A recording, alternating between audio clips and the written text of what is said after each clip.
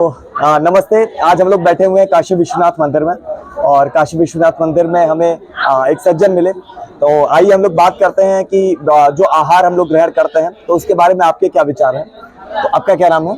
मेरा नाम रंगनाथ सोनकर है। रंगनाथ सोनकर जी, जैसे बहुत सारे लोग अलग अलग तरह के भोजन करते हैं, तो आप अपने भोजन में क्या क्या चीज़ें शामिल करते हैं?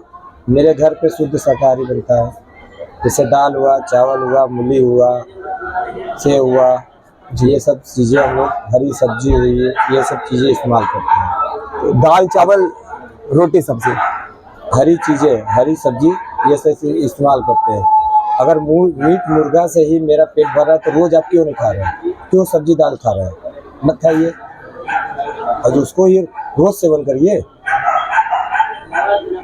और बहुत से लोग मांस के अतिरिक्त दूध और दूध के तमाम उत्पाद भी खाते हैं, तो क्या आप इसका सेवन करते हैं?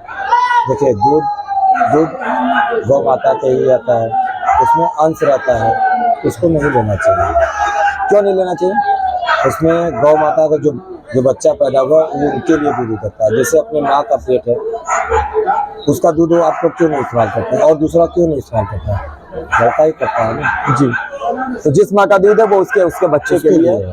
और हम जब छोटे थे तो हमारी माँ ने हमको दूध पिलाया, अब उसका बच्चा हुआ है वो माँ उसको दूध पिलाएगी। उससे ज्यादा उदाहरण मैं नहीं दे सकता। जी जी। तो यही कारण है कि आप दूध और दूध के उत्पादों का सेवन नहीं करते हैं। तो आप जानते हैं कि दुनिया भर में ऐसे आज करोड़ों लोग हैं जो मांस, दूध, इसी वजह से कि दूध गाय के बछड़े का है, हमें उसको नहीं छीनना चाहिए, इस वजह से वो ना मांस का प्रयोग करते हैं, ना दूध का, ना अंडे का। और उन लोगों को एक नया नाम दिया गया वीगन, जी है ना, जैसे वेजिटेरियन नाम दिया गया शाकाहारियों को। पर शाकाहारी आज दूध का प्रयोग कर रहे हैं, भैंसें सारी कट रही हैं, गौवंश मर रहे हैं, बछड़े भूखे मर रहे हैं। तो कहीं ना कहीं आज जो ये शाकाहारी शैली है ये भी जानवरों के ऊपर बड़ी क्रूरता कर रही है, उनकी हत्या करवा रही है। तो उससे भी बढ़कर हम डेयरी उत्पादों को भी छोड़ें।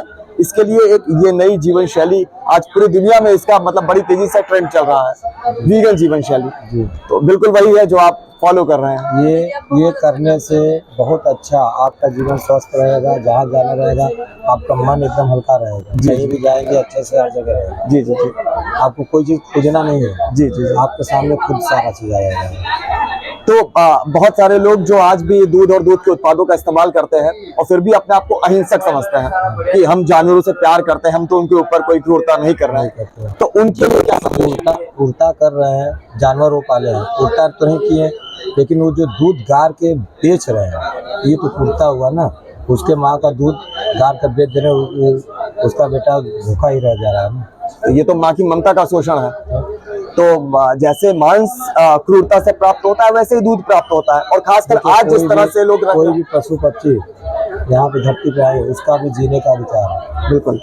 जब जैसे हम लोग जी रहे हैं, यहाँ पे जीने के लिए कोई नहीं आया है।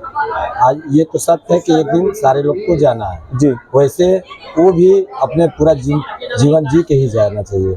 उसको पहले ही लोग उसका बलि दे रहे हैं। वो अपना जीवन नहीं जी पा रहा है, जो उसके प्राकृतिक अधिकार हैं वो उसको नहीं मिल रहा है। नहीं मिल रहा है। और जैसे हम लोग यहाँ बैठे हुए हैं काशी विश्वनाथ मंदिर में, तो भगवान शिव को पशुपतिनाथ भी कहा जाता है जी। कि वो सभी पशुओं के, सभी प्राणियों के वो देवता हैं, उनके पिता समान है। भूत प्रेत पिशाच सारे लोग का वो तो देवता है। जी जी जी। तो जब हम उन्हीं के बेटों को इस तरह से उनका शोषण करेंगे, उनकी हत्या करेंगे, तो भगवान हमसे कैसे खुश होंगे?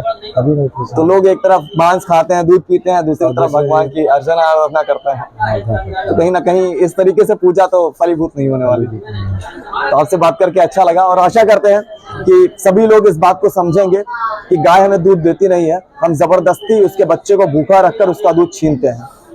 यही आज सत्य है। और आज भारत बीफ के निर्यात में दुनिया में दूसरे नंबर पर है। दुनिया भर के लोगों को गाय भैंस का मांस खिलाने में हम दुनिया में दूसरे नंबर पर है।